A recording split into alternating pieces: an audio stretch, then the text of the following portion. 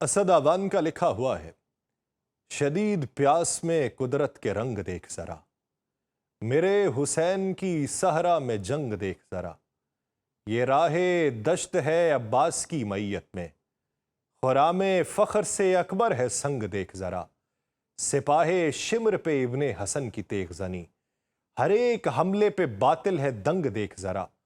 हुसैन एक है लेकिन हुसैन के बायस, हर एक यजीद का जीना है तंग देख जरा। हर एक ज़बां पे अकबर का बरसरे मैदान, अली के जैसा है लड़ने का ढंग देख जरा। कहीं पे तेगे हैं भाले, कहीं पे नेज़े हैं, कहीं पे बिखरे पड़े हैं खुदंग देख जरा।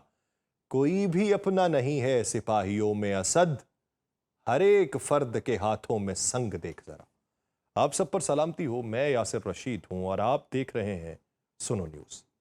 नाज़रीन, मुहर्रम उल हराम है और ईरान में करबलाई उसी दर्स को याद किए बैठे हैं जो दर्स आज से सदियों पहले हुसैन ने फराहम किया था, और उसी की बुनियाद के ऊपर वो अपनी तैयारी, अपनी इस्तात, अपनी कुव्वत, अपना ईमान फिर से जिंदा कर चुके हैं कि अगर हमारे ऊपर पहले से ताकतवर भी हमला होता है तो उसका जवाब किस तरीके से दिया जाएगा। हाल ही एक डेवलपमेंट हुई अमेरिका में, ईरान के खिलाफ जंगी पॉलिसी के हवाले से एक ऐसा मोड़ आया जिसे चंद माह पहले शायद ही कोई मुमकिन समझता हो। कई महीनों से जारी कशीदगी, अरबों डॉलर्स के फौजी अखराजात और मशरक़ वस्ता में बढ़ते हुए अदम इस्तेहकाम के बाद अब खुद वॉशिंगटन के अंदर यह सवाल खुल के पूछा जा रहा है कि आखिर अमेरिका इस जंग से हासिल क्या करना चाहता है और इसकी कीमत कौन अदा करेगा। इसी पस मंजर में अमेरिकी सेनेट ने ईरान के खिलाफ मजीद फौजी कार्रवाइयों को रोकने के लिए एक करारदाद मंजूर की। आप पूछेंगे, जब एमओयू साइन हो चुका तो ये करारदाद के मकासद क्या थे? ये करारदाद पहले ऐवान ज़ेरीन से मंजूर हुई, फिर ये ऐवान बाला के अंदर गई है। जब ऐवान ज़ेरीन के अंदर ये पेश की गई थी तब ये जंग के हवाले से ना एमओयू साइन हुआ था, तब डोनाल्ड ट्रंप की धमकियां जारी उसारी थी, और नवीं बार ये चीज़ें जो हैं ये एक मुकदमे की सूरत में ऐवान के अंदर रखी गई हैं और नवीं बार ये मंजूर हुई हैं। 50 के मुकाबले में 48 वोटों से मंजूर होने वाली इस करारदाद को सिर्फ एक पार्लिमानी कार्रवाई समझना गलत नहीं होगा, क्योंकि दरअसल इस बढ़ती हुई बेचैनी का ये इजहार है कि जो अमरीकी सियासी निज़ाम के अंदर जन्म ले रही है। दिलचस्प बात यह है कि पहला मौका है जब सेनेट ईरान के खिलाफ फौजी कार्रवाई महदूद करने के लिए किसी करारदाद को मंजूर कराने में कामयाब हुई है। इससे पहले 9 मरतबा ऐसी कोशिशें नाकाम हो चुकी हैं, और यह सूरत हाल इसलिए भी गैर मामूली है क्योंकि चंद माह पहले जब अमेरिका और इसराइल ने ईरान के खिलाफ मुश्तरका फ़ज़ाई और मिज़ल हमलों का सिलसिला शुरू किया था तो सियासी माहौल बिल्कुल मुख्तलिफ था। उस वक्त ज्यादातर सियासी हल्के ताकत के इस्तेमाल को एक गैर जरूरी कदम करार दे रहे थे, लेकिन जैसे जैसे जंग के अखराजात बढ़ते गए, उसके नताइज सामने आने लगे, तो अमरीकी सियासत के अंदर इख्तलाफात भी गहरे होते चले गए। इस वोटिंग ने एक और अहम हकीकत भी आश्कार की है कि अमरीका में ईरान के मामले पर तकसीम अब सिर्फ डेमोक्रेट्स और रिपब्लिकन्स के दरमियान नहीं रही, बल्कि दोनों जमातों के अंदर भी इख्तलाफात पैदा हो चुके हैं। 4 रिपब्लिकन सेनेटर्स ने अपनी जमाती पॉलिसी से हट के करारदाद के हक में वोट दिया, जबकि एक डेमोक्रेट सेनेटर ने इसकी मुखालिफत की और ये उनकी जमाती पॉलिसी का इनहराफ था। ये गैर मामूली सियासी मंजरनामा इस बात की निशानदेही करता है कि ईरान जंग अब सिर्फ खारजा पॉलिसी का मसला नहीं रही, बल्कि अमरीकी दाखिली सियासत का भी एक बड़ा तनाज़ा बन चुकी है। और इसी मौके पर डोनाल्ड ट्रंप ने कहा कि ये एक अच्छा जेस्चर नहीं गया, ईरान को इस मौके के ऊपर अच्छा जेस्चर नहीं दिया अमरीकी सेनेट ने, और बेवकत ये करारदाद जो है इसको मंजूर किया गया। अमरीकी सेनेट में बहस के दौरान ये सवाल बार बार उठाया गया कि अगर इस वक्त जंगी कार्रवाइयां निस्बतन सुस्त पड़ चुकी हैं तो फिर आगे का रास्ता क्या होना चाहिए। बाज सेनेटर का मौक़िफ़ था कि यही वो वक्त है कि जब कांग्रेस को जंग के अगले मरहले पर फैसला कर लेना चाहिए, क्योंकि अगर पॉलिसी साज इदारे खामोश रहे तो व्हाइट हाउस जो है वो मजीद ऐसे फैसले कर सकता है जिनके असरात कई दहाइयों तक महसूस किए जाएंगे। अमरीका की तारीख में ऐसे मौके पहले भी आ चुके हैं। वियतनाम जंग के दौरान भी इब्तदा में फौजी कार्रवाइयों को वसी हिमायत हासिल थी, लेकिन जैसे जैसे अखराजात और जानी नुकसानात बढ़ते गए, कांग्रेस और अवामी राय में तब्दीली आने लगी।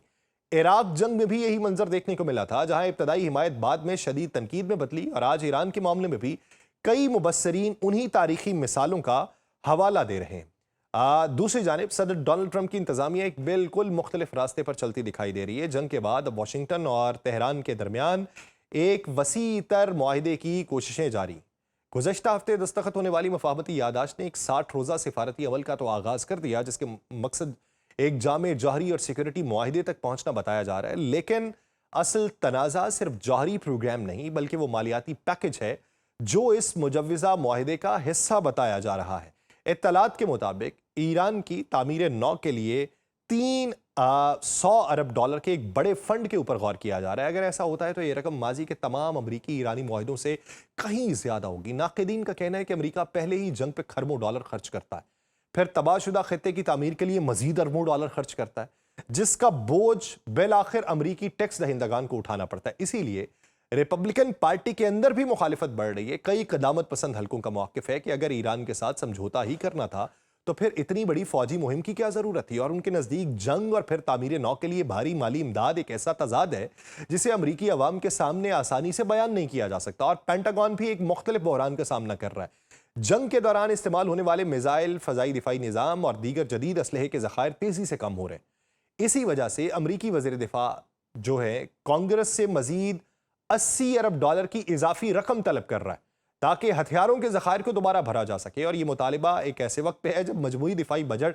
पहले ही 1.5 खरब डॉलर तक पहुंच चुका है। और फौजी माहिरीन के मुताबिक जदीद जंगें सिर्फ मैदान जंग में नहीं लड़ी जाती बल्कि वो फैक्ट्री, सप्लाई चेन और मालियाती इदारों में भी लड़ी जाती हैं। और अगर किसी मुल्क के पास असलहा बनाने की रफ्तार कम हो और इस्तेमाल की रफ्तार ज़्यादा हो जाए तो फिर तवील जंगें उसकी मईशत पर बराह रास्त दबाव डालती हैं। और यही वजह है कि आज अमरीका के अंदर जंगी अखराजात एक मरकजी सियासी मौजू बन चुके हैं। और पेंटागन के इब्तदाई तखमीनों के मुताबिक जंग के पहले ही हफ्ते 11 अरब डॉलर से ज़ायद खर्च हुए। मजमूई लागत अब 100 अरब डॉलर के करीब पहुंचने की बात हो रही है। और ये दादोशुमार सिर्फ फौजी कार्रवाइयों के हैं। अगर मुस्तकबिल में तामीर नौ, सिफारती मुआहिदों, इक़्तिसादी पैकेजेस और खत्ते में अमरीकी मौजूदगी के अखराजात भी शामिल कर लिए जाएं तो मजमूई माली बोझ कहीं ज्यादा होगा। तो सवाल ये कि सेनेट की ये करारदाद महज एक अलामती सियासी पैगाम है या वाकई अमरीकी पॉलिसी की सम तब्दील कर रही है, तो इसका जवाब आने वाले हफ्तों में सामने आएगा। अगर कांग्रेस मजीद सरगर्म हुई तो व्हाइट हाउस के इख्तियारात पर दबाव बढ़ेगा। और अगर सिफारती मुज़ाकरात कामयाब हुए तो ये जंग एक नए मुआहिदे में तब्दील होगी। लेकिन अगर मुज़ाकरात नाकाम हुए तो यही इख्तलाफात अमरीका के अंदर एक और बड़े सियासी बहरान को जन्म देंगे। तो इस वक्त वाशिंगटन में असल बहस ईरान नहीं बल्कि अमरीका खुद है। सवाल ये नहीं कि ईरान के साथ क्या होना चाहिए, सवाल ये कि अमरीका अपनी ताकत, अपने वसाइल और अपनी खारजा पॉलिसी को आइंदा किस समत लेके जाना चाहते हैं। और यही वो बहस है जो आने वाले महीनों में अमरीकी सियासत और मशरक़ वस्ता दोनों के मुस्तकबिल का तयन करेगी। अमरीकी सेनेट की हालिया करारदाद को सिर्फ वाशिंगटन की अंदरूनी सियासत के तनाजुर में देखना काफी नहीं है। सवाल यह भी है कि तेहरान इस पूरे मंजरनामे को किस नजर से देख रहा है। ईरान ने इस जंग से क्या सीखा है, उसे क्या यकीन दहानियां मिली हैं, और अगर चंद माह या चंद साल बाद दोबारा कोई हमला होता है तो उसका जवाब पहले जैसा होगा या मुख्तलिफ होगा। ये वो सवालात हैं जिनके जवाब मशरक़ वस्ता के मुस्तकबिल का तयन करेंगे।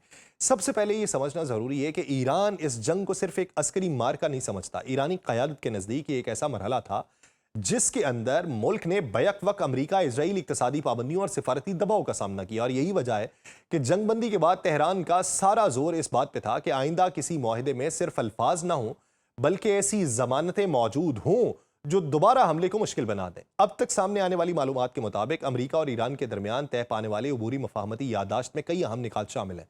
उनमें जंगबंदी, एक दूसरे के खिलाफ जारहाना इकदाम से गुरेज, ईरान के मुंजमद असासों तक रसाई, पाबंदियों में नरमी, तेल की बरामदात की बहाली, ईरान की तामीर नौ के लिए बड़े मालियाती पैकेज की बात। और इसके अलावा दोनों ममालिक ने 60 दिन के अंदर एक वसी तर मुआहिदे पर मुज़ाकरात जारी रखने पर इत्तफाक किया है। लेकिन ईरानी क़यादत जानती है कि सिर्फ माली फ़वायद किसी मुल्क की सलामती की जमानत नहीं होते। ईरान की असल दिलचस्पी इस बात में है कि अगर मुस्तकबिल में वाशिंगटन या तल अबीब दोबारा अस्करी कार्रवाई का फैसला करें तो उसके सामने सियासी, कानूनी और सिफारती रुकावटें मौजूद हों। यही वजह है कि तेहरान के लिए अमरीकी सेनेट की हालिया करारदाद खास अहमियत रखती है। पहली मरतबा अमरीकी कांग्रेस के दोनों ऐवानों ने सदर के ईरान के खिलाफ मजीद फौजी इकदाम पर सवाल उठाया है और ये मौक़िफ़ इख्तियार किया है कि नई जंगी कार्रवाइयों के लिए कांग्रेस की मंजूरी जरूरी होनी चाहिए। ईरान के नुक्ता नजर से देखा जाए तो ये गैर रस्मी सिक्योरिटी गारंटी है। और इसका मतलब ये नहीं कि अमेरिका कभी हमला नहीं करेगा, लेकिन इसका मतलब ये जरूर है कि मुस्तकबिल में हमले का सियासी रास्ता पहले के निस्बत ज्यादा पेचीदा और मुतनाज़ हो चुका है। दूसरी अहम जमानत अक़वाम मुत्तहिदा के मुमकिन किरदार से जुड़ी हुई है।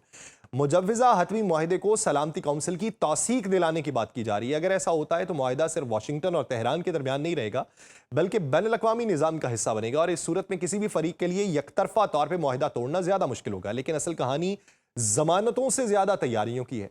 जंग ने ईरान को एक सबक जरूर दिया है कि मुस्तकबिल की बका सिर्फ मुज़ाकरात पे नहीं, ताकत के तवाज़ुन पे मुनहसिर है। इसलिए इम्कान यही है कि आने वाले महीनों में ईरान अपनी बैलिस्टिक मिसाइल फोर्स, फजाई दिफाई निज़ाम, ज़ेर ज़मीन अस्करी तनसीबात और ड्रोन प्रोग्राम पे मजीद सरमायाकारी करेगा। यूरेनियम को छोड़ के ईरान पहले ही मशरक़ वस्ता के उन चंद ममालिक में शामिल है जिन्होंने हज़ारों किलोमीटर दूर तक मार करने वाले मिसाइल तैयार किए। जंग के दौरान यह भी वाज़ेह हुआ कि अगरचे इसराइल और अमरीका जदीद तरीन फ़ज़ाई क़ुव्वत रखते हैं, लेकिन मुकम्मल दिफा मुमकिन नहीं है। मुतअद्दिद मौक़े पर मिसाइल और ड्रोन दिफाई लेयर्स को अबूर करने में कामयाब रहे। यही वजह है कि ईरान मुस्तक़बिल में मिक़दार और मायार दोनों को बढ़ाने की कोशिश करेगा। उसके साथ साथ एक और तब्दीली भी मुतवक्के है। माजी में ईरान की दिफाई हिकमत अमली बड़ी हद तक खत्ते में मौजूद इत्तेहादी गिरोहों पर इन्हिसार करती थी, लेकिन हालिया जंग ने तेहरान को यह एहसास दिलाया है कि रियासती सतह पर बराह रास्त दिफाई सलाहियतों को ज्यादा मजबूत बनाना होगा। इसका मतलब ज्यादा मिसाइल, ज्यादा फजाई दिफाई निज़ाम, ज्यादा साइबर सलाहियतें और ज्यादा जेर ज़मीन तनसीबात। तो अब सबसे अहम सवाल की तरफ आते हैं कि अगर दोबारा हमला हुआ तो क्या होगा। तो उसका जवाब ये कि अगला तसादुम पहले से ज्यादा खतरनाक होगा। पहली वजह यह कि अब दोनों फरीक एक दूसरे की सलाहियतों को बेहतर तौर पर जान चुके हैं। जंग से पहले कई अंदाजे नजरियाती थे, लेकिन अब अमली तजर्बा है। अमरीका और इसराइल जानते हैं ईरान किस हद तक जवाब दे सकता है। ईरान जानता है कि उसके कमजोर और मजबूत पहलू क्या है। दूसरी वजह मुआशी है। आबनाए हरमुज अब दुनिया की तवानाई की शहरग है। अगर किसी तनाज़े ने ईरान को फिर मौका दे दिया समुद्री रास्तों या तेल की तरसील को निशाना बनाना, तो फिर सिर्फ मशरक़ वस्ता नहीं बल्कि पूरी आलमी मईशत को वो हिला के रखेगा। और यही वो खतरा है जो वाशिंगटन और यूरोपीय दारुल हुकूमतों को सबसे ज्यादा परेशान करता है। तीसरी वजह पॉलिटिकल है। इस बार अमरीकी अवाम, कांग्रेस और खुद रिपब्लिकन पार्टी के बाज़ हल्के भी जंग के बारे में पहले जैसा जोश नहीं रखते। सेनेट की हालिया करारदाद उसी बदलती हुई फजा की अलामत है। इसलिए अगर मुस्तकबिल में दोबारा हमला होता है तो ये सिर्फ ईरान और इसराइल या ईरान और अमरीका के दरमियान फौजी तसादुम नहीं होगा। इसके साथ अमरीकी दाखिली सियासत होगी, आलमी तेल की मंडियाँ होंगी, बैनुल-अक़वामी सिफारतकारी होगी, अक़वाम मुत्तहिदा का पूरा निज़ाम होगा, गारंटर्स शामिल होंगे। तो यूं कहा जा सकता है कि जंगबंदी के बाद ईरान सिर्फ जख्म नहीं भरेगा बल्कि अगले मरहले की तैयारी करेगा। और तेहरान की कोशिश ये होगी कि उसे ऐसे सियासी और मुआशी फवायद मिल जाएं जो उसकी मईशत को सहारा दें, जबकि दिफाई मैदान में वैसी सलाहियतें हासिल करें जो मुस्तकबिल में किसी भी हमले की कीमत इतनी बढ़ा दें कि दुश्मन हमले से पहले कई मरतबा सोचने पर मजबूर हो जाए। मुझे दीजिए इजाज़त। अल्लाह ने के बाद।